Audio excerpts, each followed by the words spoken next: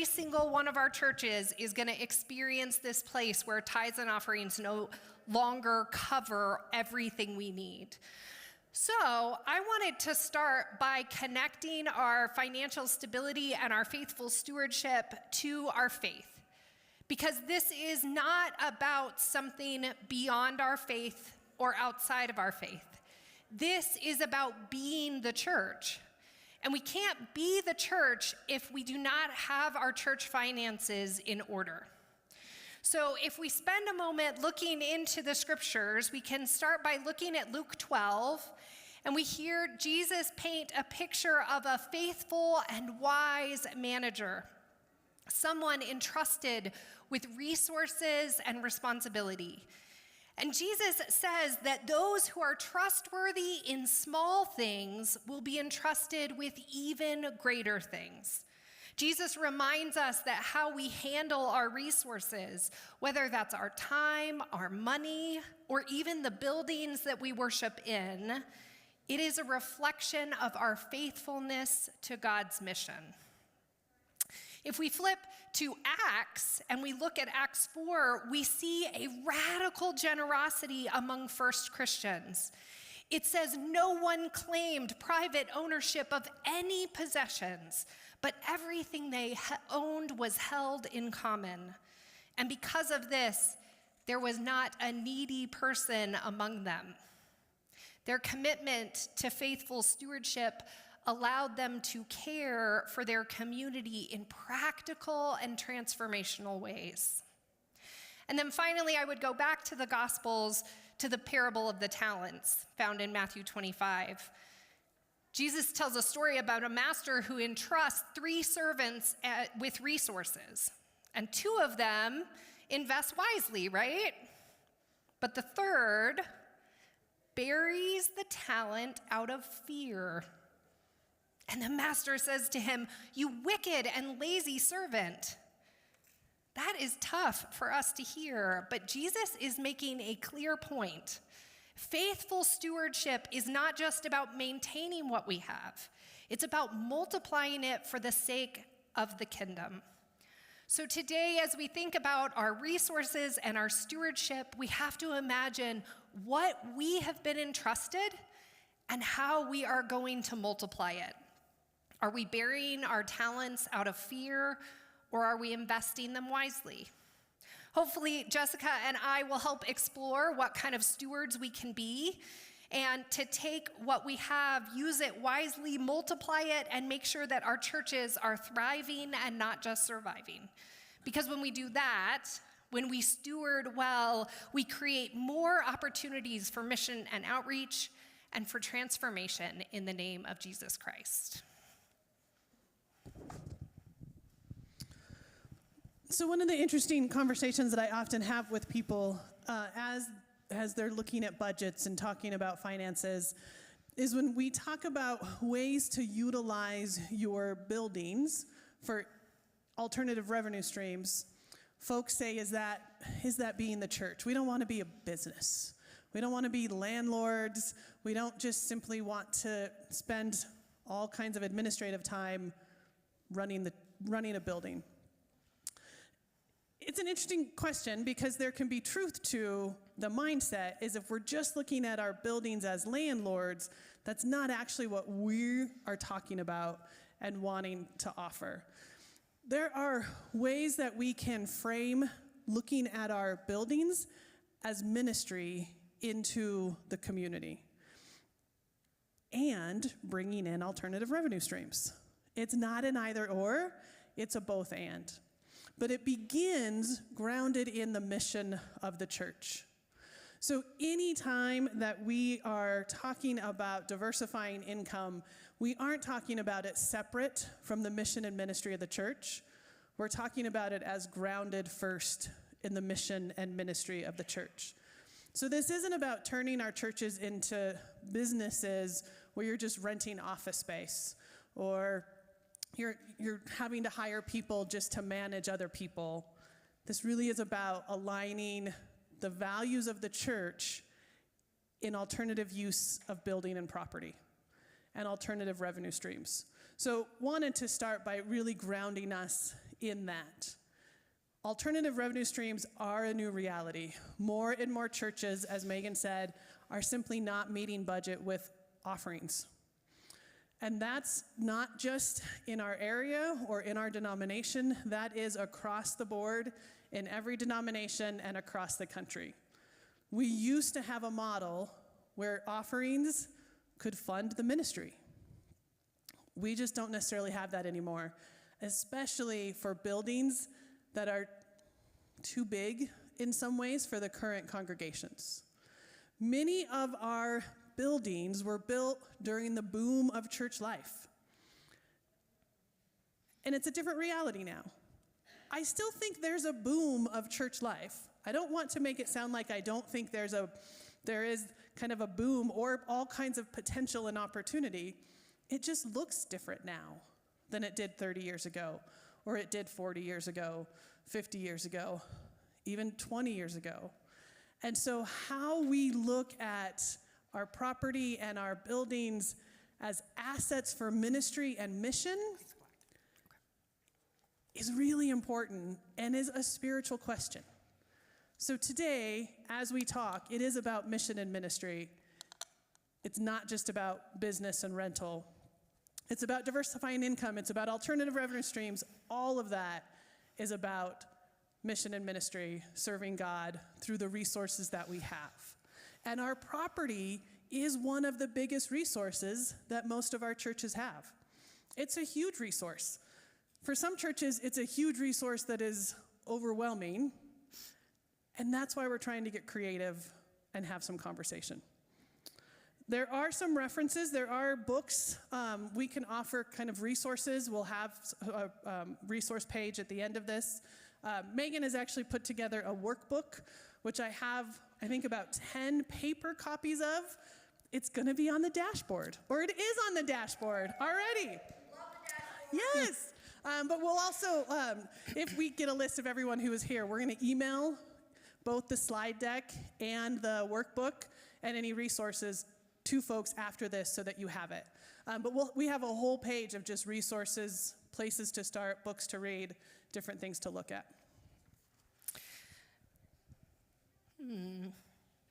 Yeah, that's what Jessica was just talking about, but I put the slide deck together too late to remember what I had put on the slide deck, so there you go.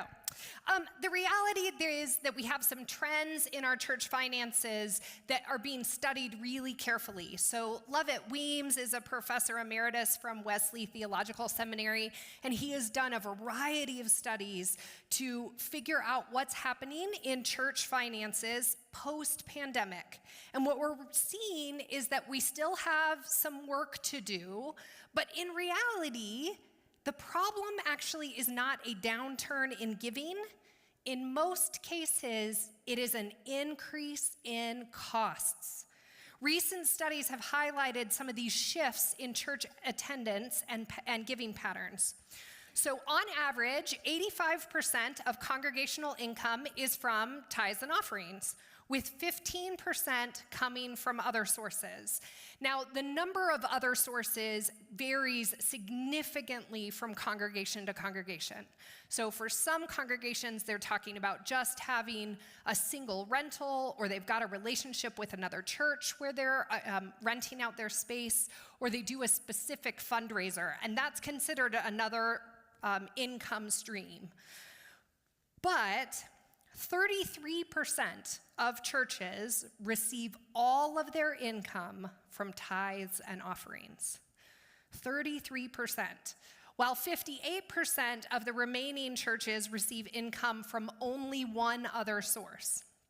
So the issue with having only one other source of income is that if that source, for any reason, shifts or dries up, then all of a sudden, you don't have any other alternatives to help you maintain the mission and ministry of your congregation.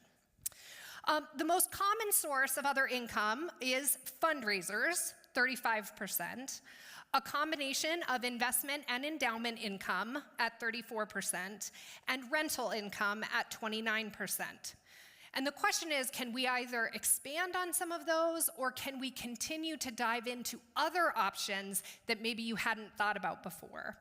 The pandemic changed the way that churches approach online giving specifically. By 2023, 66% of congregations offered an online giving option, which was up from 31% in 2015. And that number is continuing to increase because online giving is the most prominent way for people to give gifts. And it is the most safe way for churches to receive gifts. So just as a heads up, in the Metro Denver area right now, there is a ton of check fraud. Checks are being written and dropped into blue boxes. They're being washed and then taken to a specific bank and cashed. They were written to the church, but they're going into somebody else's bank account.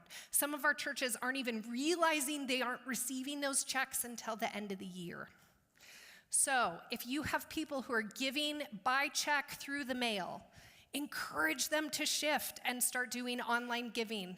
It is way safer for them and for you all, and it helps you to maintain a consistent aspect of receiving your giving. It's also, I'm going to do a total different plug. Yeah. Some folks didn't realize that their checks weren't being received until they got either a quarterly or an end-of-the-year statement, and then the church hadn't credited what they thought was giving because the church never received it, but they didn't know right away. So if you don't do quarterly giving statements, it might be good to do that. If you only do end-of-year giving statements, you and a congregation member may not know that you're not receiving their checks until the end of the year. So any way that we can have good communication with our congregation members is really important. This check fraud, Jeff is here, Laura's here, their churches have been hit. There are real tangible impacts right now with some very coordinated check fraud schemes targeting churches, and especially targeting churches in their Saturday mail. So anything to pay attention to, your Saturday mail, how does it get there, what does it do? Pay attention. It's coordinated. It's really coordinated right now. So pay attention. And the Denver police are aware of it, but they actually believe it is a coordinated effort between a couple of banks, a couple of people who work in the USPS, and some other people who are involved. So it's really important that you seek out your information. The last piece that I wanted to give you is that studies have actually concluded that the fiscal health of our churches has not dramatically changed on average since 2020. However, as I was saying, it is noted that inflation rates have caused almost every church to see a decline in their overall income because expenses have increased dramatically. We are in a season in which the costs of maintenance and upkeep and deferred maintenance continue to increase day after day, and that becomes a very large burden on our local churches. Anyone who works with insurance with your church knows that every year we're seeing anywhere from 10 to 30 to more % increases. And I think Amy during her message kind of made a crack about we're all just trying to stay insured through Church Mutual. There's truth to that. And if you can't stay insured through Church Mutual, the cost of insurance in other companies is even higher. So we know that insurance costs are impacting church budgets. Not just now, not just last year. It's a continued issue that we think is going to be around for a few years, a decade, as insurance companies maybe at some point will right size. That's my goal. But we expect continued insurance costs every year. That's going to impact budgets. As we think about alternative revenue streams, there's good questions to ask, because anything that we're doing with our properties, with our resources, should be, as I said earlier, aligned with our mission and values, not competing with. So as you think about alternative ways of bringing in income, of supplementing your budget, making sure that it's not in competition with who you are and what you're already doing. And there's lots of questions to ask yourself. What resources do we have that we could better utilize? I think sometimes we're actually not very good at talking about our resources beyond money. And that's kind of the obvious ones that comes to mind. Obviously people, but our properties, our buildings, our location, sometimes just where a church is located is a resource. Susan laughs. It can be a resource. Yeah, and where you are in the town and what's going on around you.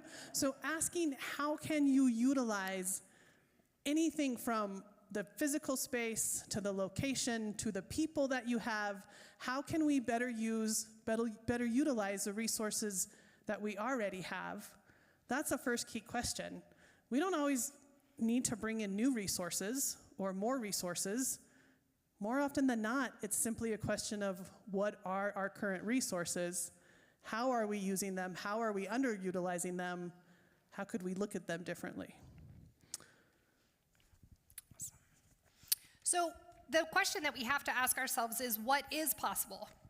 As we change our understanding of how we're going to get our finances, there's an opportunity to do some dreaming. And this does not have to be dire. We don't need to come at this from a space of scarcity, right? We want to come at this from a space of abundance. We believe that God is blessing us and encouraging us so that we can go out and spread God's love and God's grace into the world. And if we come at it with the idea that we are stuck, it can stop us from hearing the ways that God is speaking into our communities. So I really encourage you, if you take this back to your leadership, if you're having these conversations in small groups at your church, what is possible? What can you be positive about?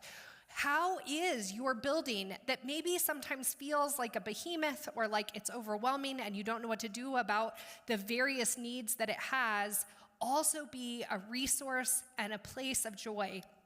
Lift those up and celebrate them as you have these conversations. So I wanted to highlight just a few different things that you can do and things that we're seeing happen in our conference. So there may be people in our district that you can reach out to if you're looking at these possibilities. The first one I wanted to lift up is affordable housing or affordable housing partnerships. Now, this is something that some other annual conferences are taking on as a whole annual conference. So I wanted to mention, and I will include this link for you all, but Texas Annual Conference had a presentation called We Love All God's Children, Monetizing Properties, and it was a wonderful online presentation that I would encourage you all to watch. It talked about a lot of these pieces, and it talked about how, as an annual conference, they are embodying this idea that they can be a place that offers affordable housing. Well, if you know anything about the housing market in Denver right now, we are in desperate need of affordable housing from the whole Front Range. We're talking about our entire district. So if you have property that could be turned or transformed into affordable housing, I would love to connect with you and set you on some of the paths to have those conversations. Jefferson Avenue right now is in direct conversation with Archway Communities about taking a piece of property that is an extension of where their church is and building on it a senior living center for affordable housing, and that specifically helps veterans. And so that is kind of one of their prayerful considerations. Now, what I want you to know about affordable housing is that it never goes fast. It is a slow and patient process, and you have to be in for the long haul if you're going to work on this. But Jefferson Avenue is looking at leasing their property to an organization that will then build affordable housing. So it is going to be long-term, lifelong revenue for them, alongside supporting the mission and values of their community. And Archway Communities is a local nonprofit developer. They come out of the UCC church, and they're located in Denver, but they have done affordable housing across the whole state. So they have experience with various municipalities, and they're willing to work directly with churches.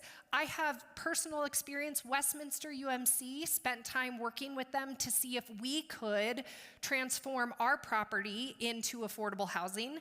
For a variety of reasons, that did not happen. Sadly. But the journey was outstanding. And that gave us a lot of experience to say, gosh, these are some things you could watch for. And these are some pieces that you're going to want to put in place. So if you have extra land, if you have land even that's not connected to where your main building plant is, but you've got land somewhere else and you think it could become affordable housing, please let Jessica and I know. We would love to walk with you on that journey. The other thing, go ahead. We're also working with a professor out of Georgetown who partners with a deacon at a conference out east, and they do surveys, basically, of your property for free. It's part of an educational opportunity for these master level, graduate level students. And so they will do a whole bunch of the legwork, and all of their results they hand over to you, whether you continue to work with them or not. They partner with a nationwide development company. But the first part of the process is a student coming in and surveying your property as to what might be possible. And it's part of their work, so they have to put in all the legwork, and you just get the results, basically. So if you're interested in that, we're starting to put out some information inviting people who might become one of the sites for their summer students this summer or next fall. They've been doing this for about 5 years in a variety of conferences, and they approached us and want to work in our area. So if you're interested, let me know, and I'll get you that information.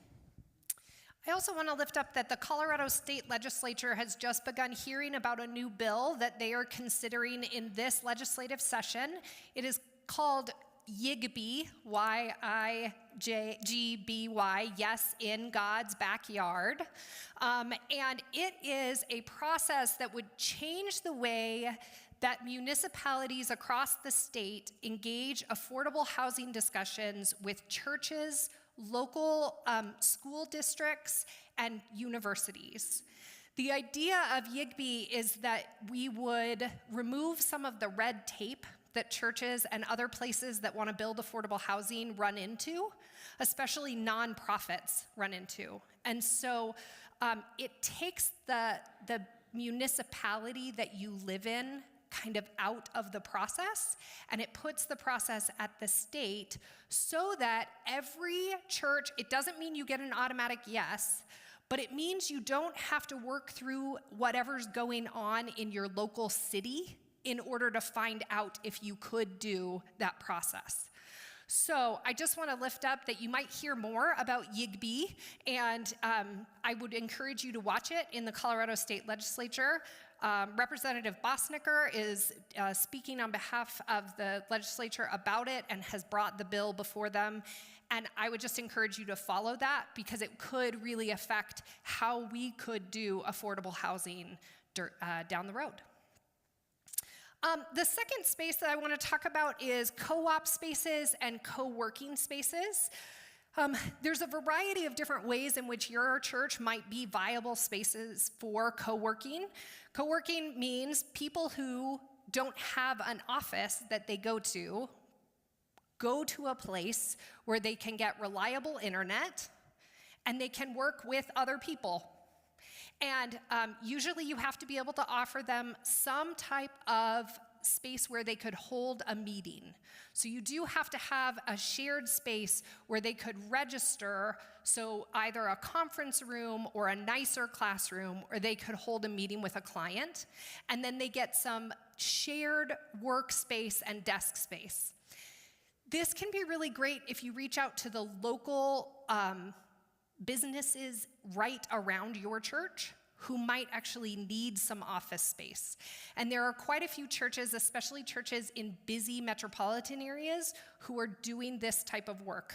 And I'm happy to get more information As I worked on this, I was like, oh, we could go into so much detail on each of these, but I'm hoping it just sparks some interest for you all and that you can start to think about it. One of the other ideas is if you have a conference room and you are capable of putting just a little bit more money into it and increasing the AV capabilities of that space, either by getting an owl camera or having a screen on the wall where they could do a Zoom shared experience, that can really increase the value of that space to outside groups, because then they could bring a team in and do kind of a training that included people who were online. To go along with that, walk through your building and do an assessment.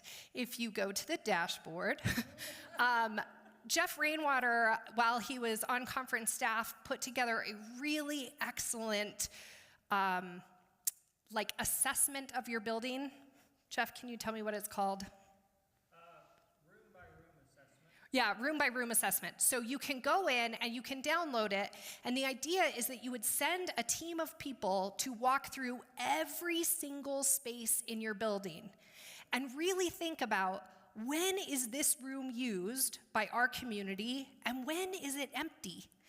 And if it's empty more than it's used, is that a viable space that you could be using to create a relationship with someone else?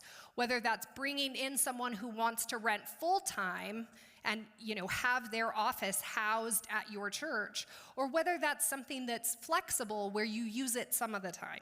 Obviously, lots of us rent in a variety of ways or share space with other organizations. We have a great, deep history of having recovery groups who come into our church buildings. This is kind of an opportunity to expand beyond that and think about who else you could be in ministry with. Is there some people who are doing counseling in your area that are looking for somewhere to have a group counseling meeting? And would they be interested in some of the spaces that maybe you're underutilizing?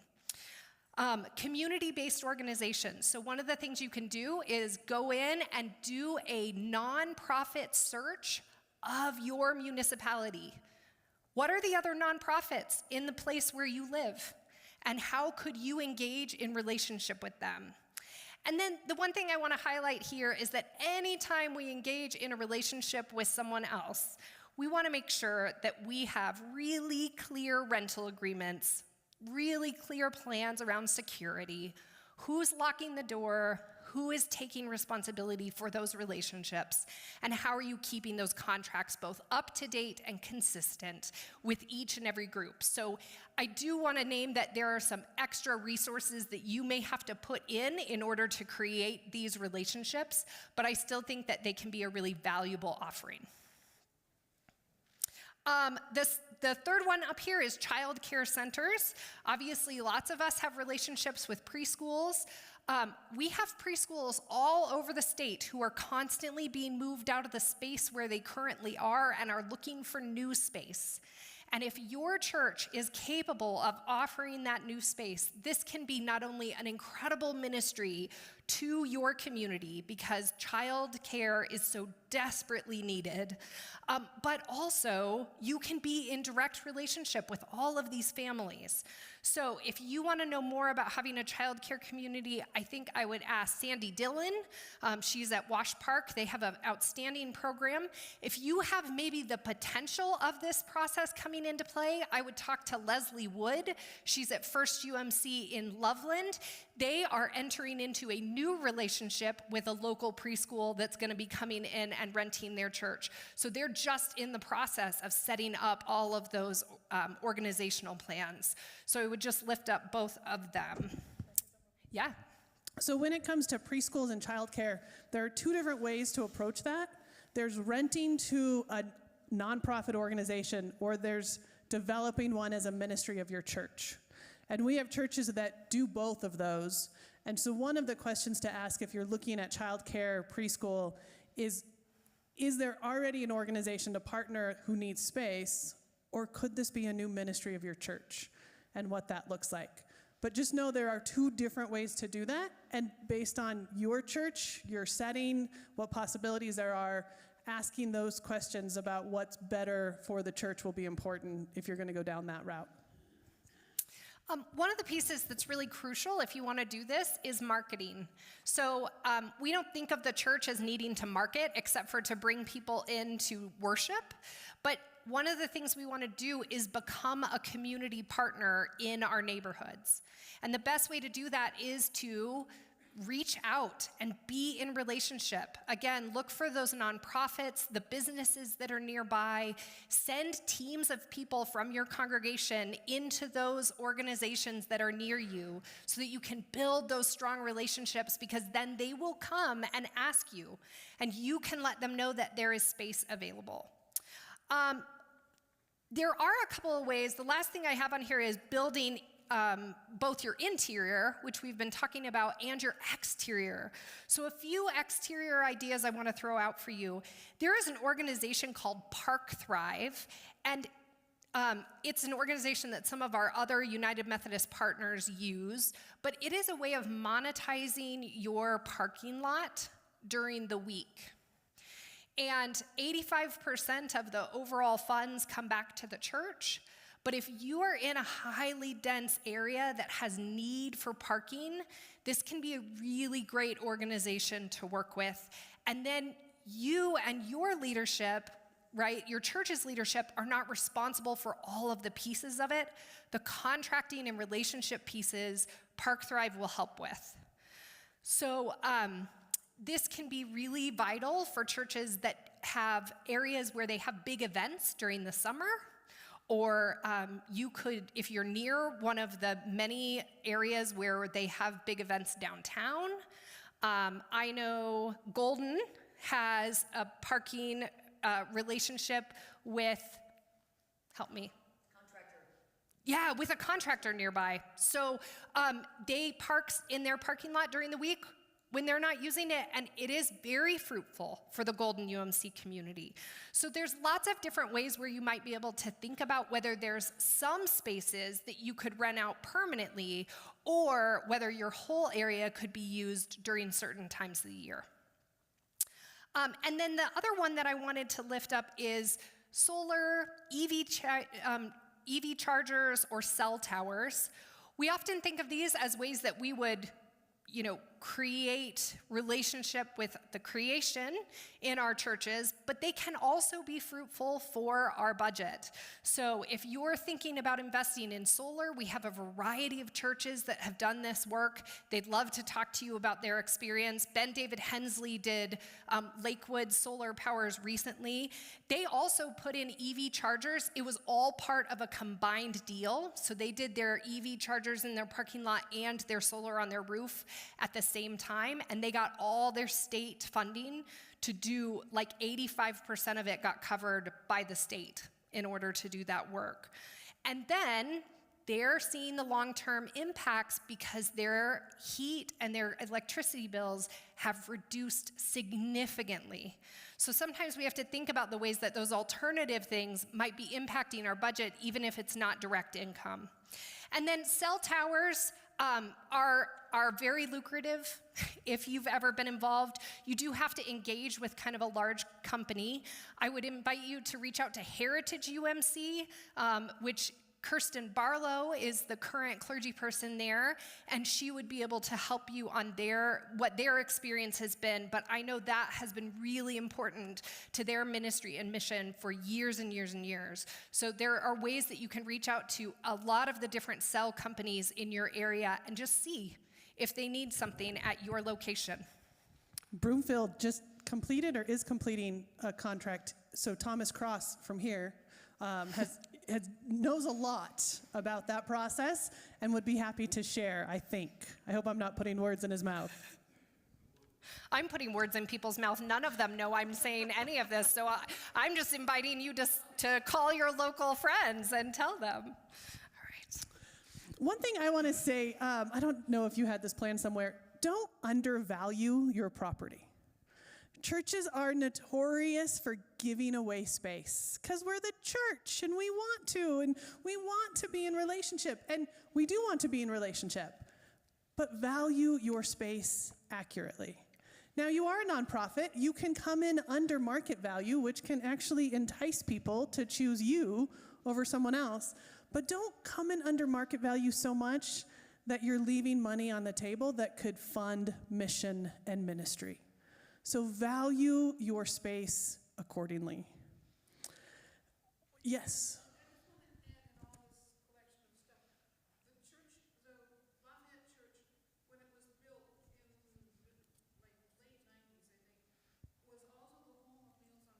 Mm-hmm. So our kitchen is a certified kitchen. It's been a godsend, literally. So that was a great segue into the next item, which is kitchens. Many of our churches have fantastic kitchens. Many of them are commercial and licensed or certified commercial. Many could be, but haven't yet. So if you have a great kitchen that's not a commercial kitchen, I would encourage you to ask the question, could it be? Because churches who do have commercial kitchens can rent their kitchen to different groups at different times and partner with all sorts of different people, especially nonprofits, caterers. There are lots of folks who are upstart caterers who don't have kitchen space. They want it. Can you partner with caterers, and especially neighborhood caterers or new caterers who are building their practice? Your kitchen can be a valuable resource. Now, I am going to step on a sacred cow, perhaps, that sometimes our kitchens are very guarded by members in our church. This is an opportunity to invite new thinking about our kitchens. Yes, our kitchens serve our congregation. How can they also serve the community? How can they be in partnership? Commercial kitchens are highly sought after. It is a huge selling point. Again, it's marketing and it's advertising and it's letting folks know that we have a kitchen that could be rented and we are open to people coming into our kitchen. Yes? Jeff is hope. Not right now. Okay. I think yeah. In Novi, Michigan, we did that. We had a toffee company that came in, and they tied 10% of their proceeds to the congregation, and it probably get about 25% of the budget. But they ship their toffee all over the world. It's good toffee. I know we do have kitchens in the district. I'll have to think through who they are.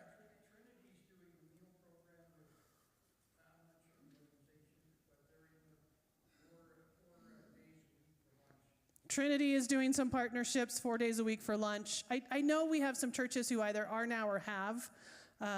St. Andrew has a caterer. I do know we have some churches. We can track that down and provide resources. There's also a resource called the Ecclesial Fundraising Guide, and I'll try to send a link out with other information that has more details about that. So they may not be United Methodist, but there are other organizations that are doing that kind of rental that we could look into what they're doing. So you do need to keep in mind, if you want to go the commercial route, there are codes that you have to meet. I mean, there is a process, but if you have a good kitchen that could be commercial, to go through that process to then have the benefit, partnerships, and income can very much be worth it. Along with your kitchen, many of our kitchens are connected to our fellowship halls or gyms, and think about how you can rent both those spaces together or just separately. But sometimes folks not only need the kitchen, but they need other space, or they want to do a meal that they want to offer someplace. Thinking about how to connect your kitchen to whatever space it might be right next to or could also be used is something else to consider as well. As you think about fellowship halls especially, or our gyms, fitness classes, dance studios, sports leagues. So my husband, actually, he works in youth soccer, and during the winter they are always looking for buildings where they can train when there's a foot of snow on the ground. There are many youth sports club leagues who need space. Their first place that they often go is the schools, but many of the schools they're having more rules put in about how they can rent to outside groups. Is your church a place that you could say, we have a gym, here's our rate, you can come train soccer, volleyball, dance, all sorts of things. That's a connection to the community, building relationships, and alternative revenue, all in one. Having kids in the building. How many times do we say we want more kids in the building? Do you want more kids kicking a soccer ball around, volleyball, having fun, knowing your church as a place that they can come when it's cold outside, and otherwise they wouldn't be with their friends, taking advantage of your space in ways that you might not even consider. But sports leagues, they are always looking. And Simpson UMC right now is putting into place a pickleball league. So they purchased the pickleball net and they put the striping down on their gym floor, and it's open to the community, and people come in and can rent that space and have a variety of different things. But it's a great connection point even to smaller groups within the community. If you are going to do that, one thing to keep in mind is liability release forms. That is very, very important. Waivers. And make sure that you have folks who can properly schedule. The last thing you want to do is have something rented out to multiple groups at one time. That's not going to be very helpful. So not only is the space, but think about the personnel and perhaps staff or volunteer that comes with renting out and scheduling those types of things. Art and music space. This actually, we have a lot of churches who do this, and it's growing. Think about, is your sanctuary a good rehearsal spot for an orchestra or a symphony or a choir of any kind? We've had churches who've had relationships with their area symphonies and orchestras and choirs for more than a couple decades. Many of our sanctuaries are designed for performance. Who can you be in relationship with who needs the space for rehearsals, for concerts? We have a number of churches where there are full-on concerts on a regular basis. Littleton has been doing this for years. Lakewood is doing it now. Wheat Ridge is doing it now. I'm sure there's more than we even are aware of. How can you partner with neighborhood musical groups or high schools who need some rehearsal space and open your sanctuary for that purpose? Or can you be a spot for an art show? Can you offer your walls for artists to display their art at any given time? Or your fellowship hall for an art display for a neighboring museum or organization, local artists? We have a lot of local artists who don't always have places to display. Can you be known as a music and arts hub in your area? That brings lots of folks into your building. I am one who believes that any entry point into our buildings is a good thing.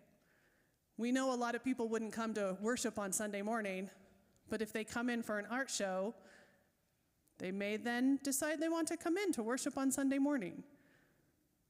So not only is it alternative revenue, it's letting folks in the door in every possible way we can. And even if they don't come on Sunday morning, they now might know who you are a little bit more, and that can change impact in the community. And I would lift up, if you want to be in conversation with somebody about that, Wheat Ridge UMC is doing a community arts space they share with a whole bunch of groups. They are specifically known as the place to do local music and arts. And so they bring groups in almost every night, and they have a coordinator for that. So they do have someone who is specifically organizing that. It is not their pastor, but I'm sure Randy Cowling, who is their pastor, could connect you with the right people in their congregation if you want to learn more about what they're doing. If you know Wheat Ridge is a huge building, a huge property, and their property expenses was their largest budget item. They now bring in enough groups that the building pays for itself. They have done amazing work on utilizing their building, their property, their parking lot for alternative revenue in a way that is self-sustaining a couple years, 3 years later. So Randy and the Wheat Ridge folks are actually a great resource to talk to. So with all of this, there is always a few things that we need to make sure that we're accounting for and that we take on before we get started so that we don't get ourselves all the way down the road and then realize we probably should have looked at the trust clause or the discipline, or we should have had a conversation with our district superintendent before we decided to launch into a new lease agreement, because that may need to go through building and location. So we just wanted to lift up a couple of those places where we want you to be sure that you're paying attention as you enter into some of these relationships. So Megan said I gave her all the not fun parts about worship. She handed the trust clause and all of this over to me. So if you don't have your new book of discipline, they are out. This was actually one I was excited to buy because it got rid of a whole bunch of the language I didn't like. So I had no problem buying the discipline. I would have bought one anyway, yes, but I wouldn't have been as happy about it. So paragraph 2503 is the trust clause. I'm assuming most of you have heard about this. In the United Methodist Church, in our connectional nature, churches hold the property in trust to the church, to the annual conference, to the denomination. John Wesley believed that in our connectional nature, it wasn't about any one individual or any one individual church. We are a network. That impacts our properties.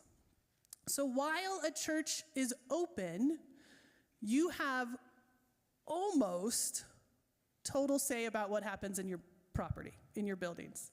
Not total, but pretty close.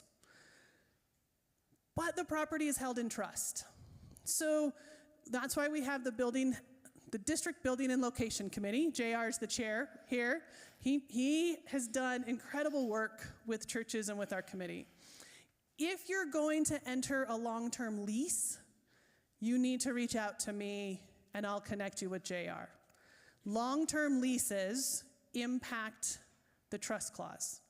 If you're looking at doing renovation, remodeling, and the value of that renovation remodel is more than 25% of the property value, it has to be approved by myself, building and location. That's the right percentage, right, JR? 25%.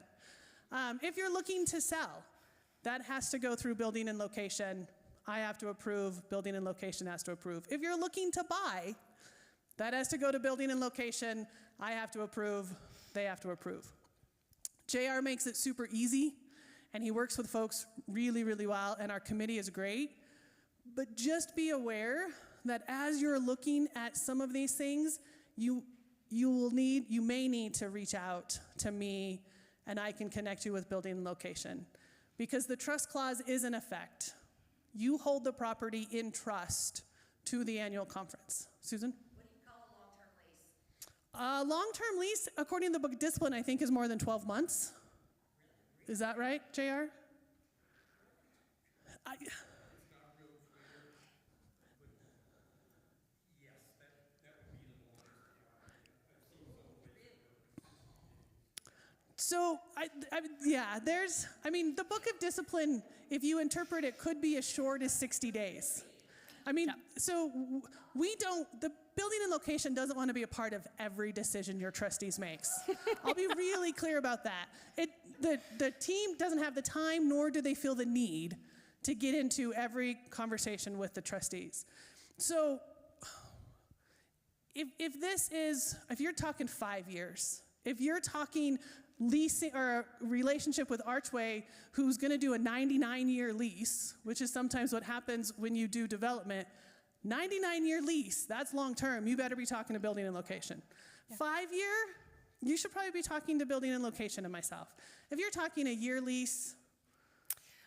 Also, think about how much time that lease relates to your building. So if you're talking about a year-long lease that you have someone in your fellowship hall on Wednesday nights for 2 hours, that's a pretty small percentage of your overall building use.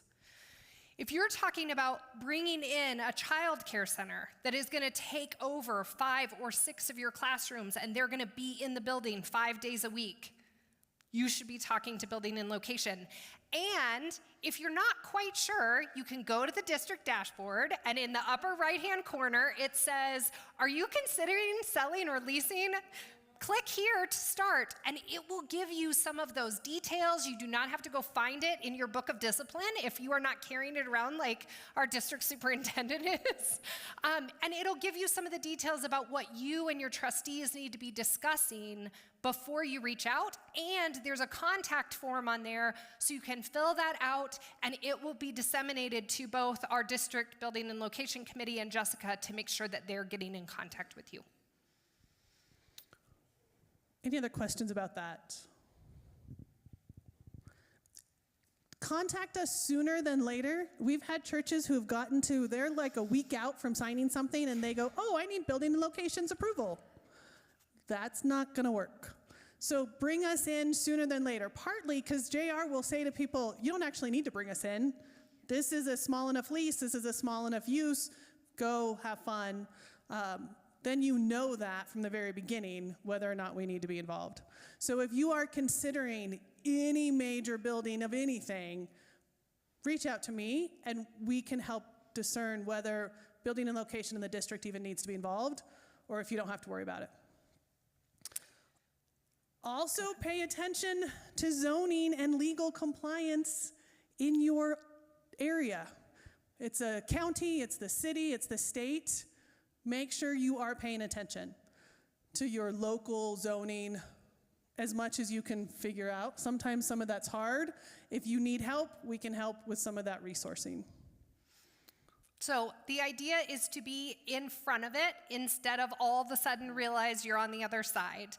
Most of our local municipalities want to work with us. The state of Colorado is happy to work with us. So the thing that we don't want churches doing is going, "Well, that's complicated, either the legal or the zoning or the taxes, and therefore we're just not gonna pursue knowing." We want you to know. We want you to pursue understanding what the expectations are, right? We get into the give unto Caesar what is Caesar's. We want to be in good relationship with our local municipalities and the state of Colorado. So please don't pretend like you're doing something and it doesn't need to know what is happening. So property taxes and what is called UBIT, which is the unrelated business income tax, are the 2 types of taxes that may come out of some of these leasing and rental agreements that you need to be really aware of. If you're renting your kitchen, you need to know what the legal ramifications are for that and what you have to do to get it appropriately approved, just like you do your elevator. You know, these are not things that we don't do on a regular basis. We just have to remember that as we enter into these new relationships, we have a new responsibility to do them well and to be in those relationships well. So if you have more conversation you want to have about property tax or about UBIT, I would invite you to go this afternoon to Jeff Rainwater. You are not dealing with UBIT. We can talk a little bit more about UBIT. I've put some resources on the dashboard about it. We are specifically focusing on property tax, which relates to us and the state of Colorado. But Jeff is leading a panel alongside with Rebecca Bourgeois, who is from Christ Church in Denver, and then also Matt Weber, who is our conference chancellor, will be a part of that, so he can answer some specific legal questions, though I want to be clear, he's not giving you all legal advice. He is answering questions, and he is being with us today as a gift of his time to the district. But there is some conversations we need to have about taxes, and paying taxes because you are making more income is not a bad thing. It's okay. We can bring in more revenue streams that help us to balance our budget and do more outside of our buildings in that mission and values and ministry aspect of who we are, even if we have to take a portion of that and pay in taxes so that we're in right relationship with our municipalities and our government. I hear over and over and over from churches that say, we aren't allowed to rent to for-profit groups. We aren't allowed to do this. We aren't allowed to do that. That's actually a myth. It's not true. You are allowed to rent to for-profit groups, to nonprofit groups. You legally can do those things. Taxes may come into play. Just because taxes come into play doesn't mean you can't or shouldn't. It just adds a little complexity. But part of why we're doing the panel today is we want to minimize the barriers. And some of the barriers are a lack of understanding, or just thinking that we can't because that's what we've heard for generations.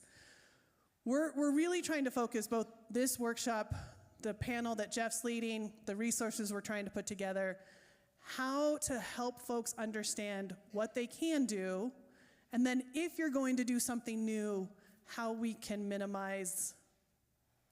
Sometimes it just seems scary. Taxes, I mean, if you're like me, the idea of trying to figure out taxes, sometimes that just feels like too much of a headache to make it worth it. It really can be worth it once we just understand what to do. And so we're gonna try to help you understand what to do and how to do it through a number of different ways, especially the workshop this afternoon, the resources we're putting together, just us being available for consultation. You can do more with your building than you probably realize you can do. We just gotta do it right. We just have to understand the steps. So don't let the unknown or things that we've heard about what you can and can't do stop you from thinking about what's possible now. We also know this is a conversation that's happening across the whole conference. Everybody's seeking information on this. So just to put on my conference trustees hat for a moment, we are discussing this in conference trustees so that we can provide information if possible. Jeremiah's not in here, I don't think, so I'm not going to get in too much trouble for saying that. But I really want to push us that our churches are having these conversations, so we need to enter into them with you. We want our churches to understand what is required so that we're all doing it together. And we'll continue to provide as many resources as we can so that we understand this part of the world and what's happening with taxes, because I do think it's going to be more and more something that comes up in a variety of our local churches. There's just a few common pitfalls that we run into fairly often. So the first one, which we talked about all the way at the beginning, is do not take on a rental agreement that does not align with your mission. Don't do it. Think about who you are. Know what you care about in the world, and make sure that you are not entering into agreements with people in your building that are going to cause a rift, not because people wanted to use the kitchen, but because it legitimately goes against who you are. Know the companies that you want to enter into relationship with and be engaged with them so that you can ensure that those partnerships can be meaningful. Now, again, that doesn't mean they have to be nonprofits. That can be businesses that are in your neighborhood and in your community, and you can be a great neighborhood partner for those companies. But make sure that you're making some good missional and value-driven decisions. Do you want to talk about overcommitting space? Yeah, overcommitting space. So Wheat Ridge is an example of a church who really has transformed their building use. They had to hire someone to coordinate all of it. Now, that's a couple years into it. Having someone who's paying attention to the big picture, who's coordinating it, is going to be really important. And that shouldn't be the pastor. So, is there a volunteer? Is there a staff person? Is there someone who can not just be focused on this room is available at this time, but this is how it impacts the whole church? Are you renting at noon on a Sunday before your congregation is out of the building? Maybe not. Hopefully not. Thinking about the big picture. So not just double booking space. I mean, that's not, overcommitting is more than simply double booking.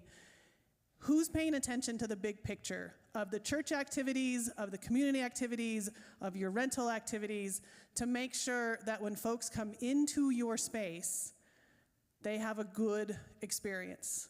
To make sure that the congregation isn't getting frustrated because every time they want to come to a Sunday school class or do a Bible study on Tuesday night. There's no space available because it's all rented out. There are different things to think about as you hold the big picture of the church. Now, a pastor should be a part of that conversation, but they shouldn't be the one scheduling. They shouldn't be the only one who's looking at the calendar and coordinating all of that. That's a church leadership question, conversation, and then figuring out how to coordinate that well. What is the needs of the church, how not to minimize those, and how to be in partnership in your community with other organizations. Looking at that as a whole, as one piece, as a big picture, is really important. Finally, do your due diligence on what your policies need to be, right? If you decide you're going to have weddings in your church, and you probably need to have an explicit policy about alcohol. You need to have an explicit policy about when your space is done being rented, right? When they're allowed to come in and when they need to be out. There are just different aspects of those contracts and agreements. This is an area I'd really like to build up on our district dashboard. So if you have an awesome building use policy that you think other people in the district should see, please either submit it through the dashboard or email it to me so that we can get it uploaded so that other people have examples that they can take to their trustees to see.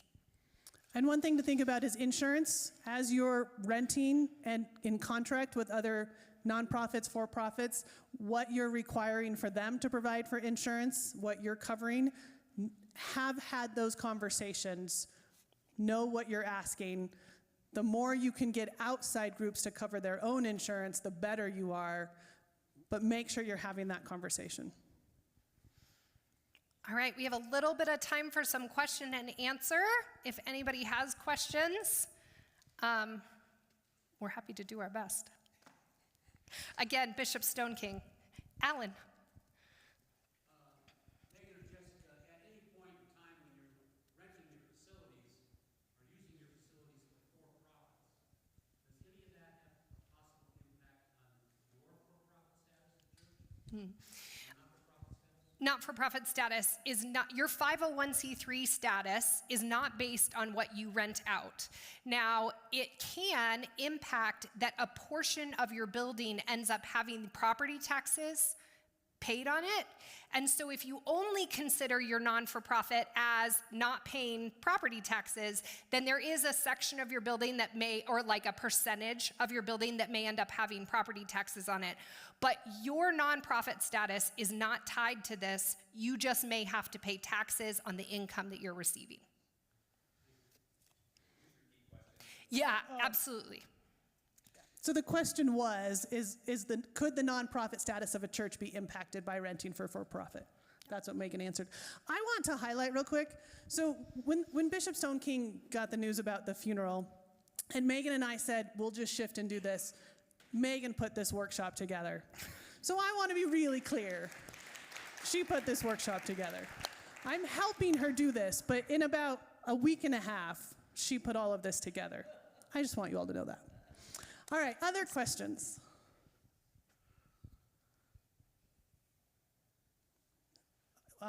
Behind Susan, sorry. Rebecca. Oh, Rebecca, yeah. We've already entered into long-term leases with organizations, and we don't know whether we ever got approval. No. So the question was, if you're already in a long-term lease agreement of some kind, and you don't know if it went through building and location, do you need to now? The answer is no. If you've already signed, yeah, there's not a whole lot we can do. And when we offer grace and forgiveness, a lot of people just don't know. So we're not going to track down who's doing what. But thank you for that question. No, you don't need to come to us now. Susan?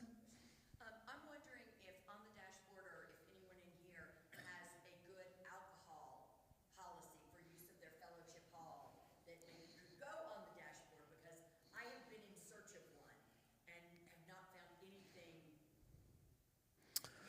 So the question is there a good alcohol policy that any church has? Let me start by answering that. The Book of Discipline used to have language that said alcohol was not allowed on our properties. That was taken out of the Book of Discipline. So the Book of Discipline no longer says you cannot have alcohol. Some churches still say we are not going to have alcohol, whether the Book of Discipline allows for it or not. Other churches have allowed alcohol for different things. So a lot of people still think the Book of Discipline doesn't allow it. It doesn't encourage it, it doesn't invite it, it doesn't tell you you can or should, but it no longer tells you you can't. So that's the first thing to know. The Book of Discipline no longer says you can't. Having an alcohol policy is really important if you're going to allow it and thinking through it. I don't know. We do not have it yet, but I'll work on that. Thank you. That would be awesome if somebody has one. Yep. Yeah, we can check with the churches who we know have allowed alcohol. Natalie?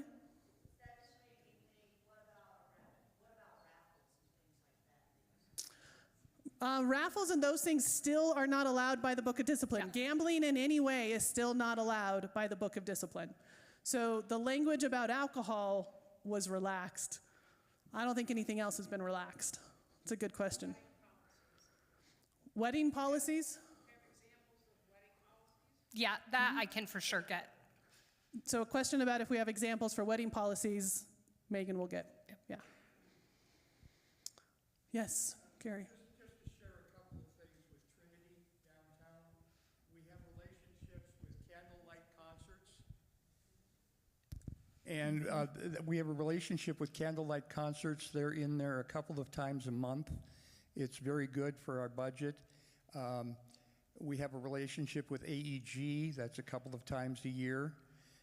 That's something that can be explored for just about anybody. We have the Tattered Cover in occasionally for book signings.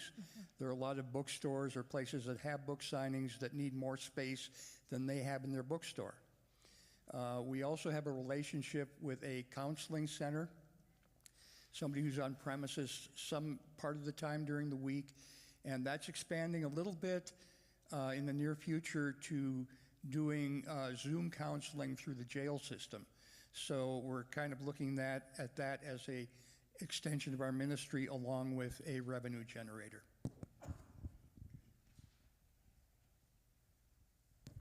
So for folks that might not have heard, that was Trinity United Methodist Church in downtown. There was a, yes.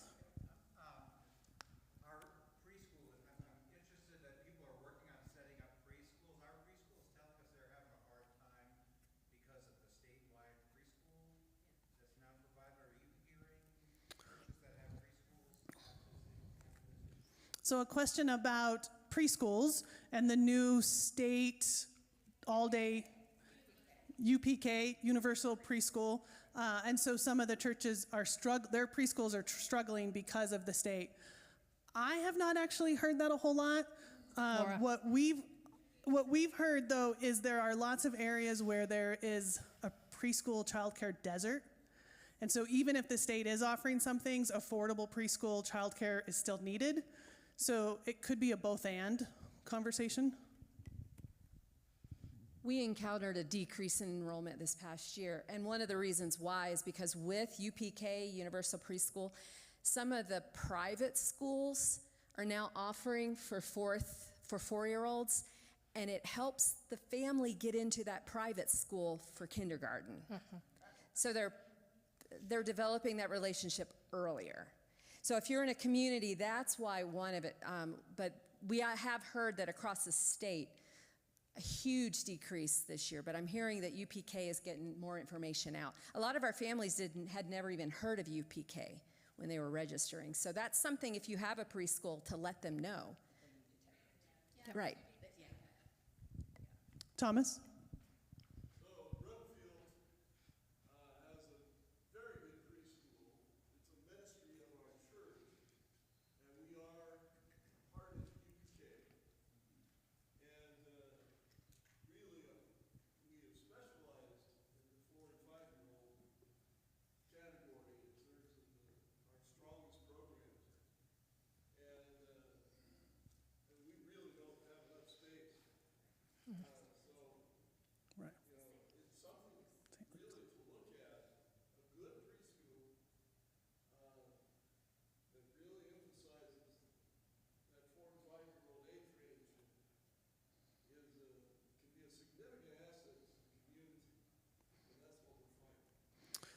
So Thomas talked about Broomfield's preschool, 4 and 5-year-olds, as a strong program, and they're not seeing a decrease. And so if you have a preschool, perhaps we could connect people who are struggling, who aren't struggling, who can work together and have some conversations. We do know that a lot of it is your location. There are some places where there's a lot of options. There are some places where there is just not affordable childcare preschool. If the church can offer that, it could be a big asset. Infant childcare. Mm-hmm. Yeah, infant childcare is especially a big need. Yes. Wasn't there a church, maybe it was Trinity or somewhere down in Metro Denver that was sharing their space with another denomination? And they juggled their church times and things like that. Yeah, the question is churches sharing space with other worshiping congregations. We actually have churches who share space with United Methodist congregations, with other Christian denominations, and with other faith traditions. So if you are a church who is open to another congregation worshiping in your space, having conversations about time, it's not usually just a Sunday worship, it's also if that congregation is going to be a part of your community, your building community, during the week. What do they have access to? Do they need dedicated office space or a dedicated room that is just for their things?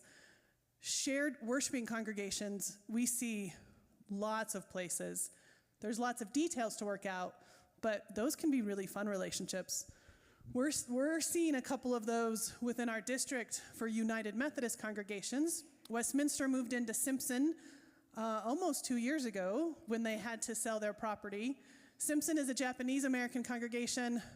Westminster is an Anglo congregation. They are actually worshiping together, but still staying separate in their leadership, in their budget, in their ministries. 2 separate congregations who are worshiping together, sharing building space. Bethany United Methodist just welcomed Belong into their building. So Belong worships in the morning at 10:30. Bethany worships, I think, at 1:30 in the afternoon. They're doing some things together. They are still remaining 2 separate congregations. There's a lot of ways that we can be creative in partnership and in relationship, just even with other United Methodist churches, as well as other denominations, other faith traditions. So yes, that's not something we mentioned, but a really important opportunity for building rental. Any other questions?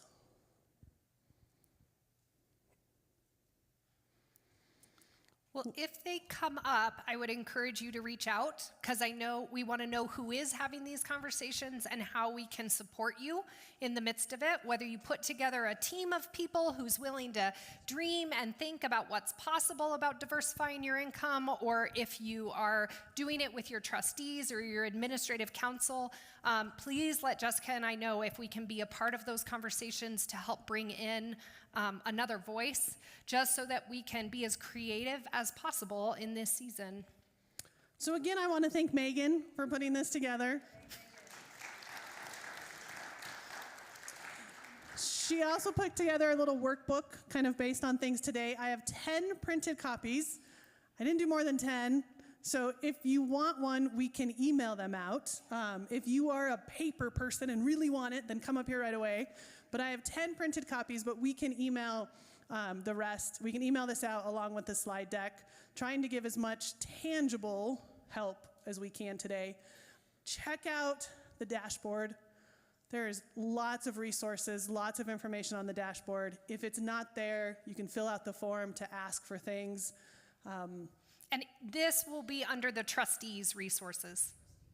Yeah, so you can go to the dashboard and it's already there or will be there. I can't remember. It will be there, maybe along with the slide deck. Sure. We could put all of this on the dashboard, and then you don't even have to wait for an email. You can just go do it, which is the whole point of the dashboard. We're really excited. But if you want a paper version, it's here. We are going to work with Bishop Stone King to try to still offer the workshop that she had. She has all kinds of experience in lots of building, diversifying income, thinking creatively. So we still do want to hear from her. But thanks for coming and listening to us. even though we're not her. I appreciate that you were here. Let us know if you have any questions. Otherwise, go have lunch. Thank you all.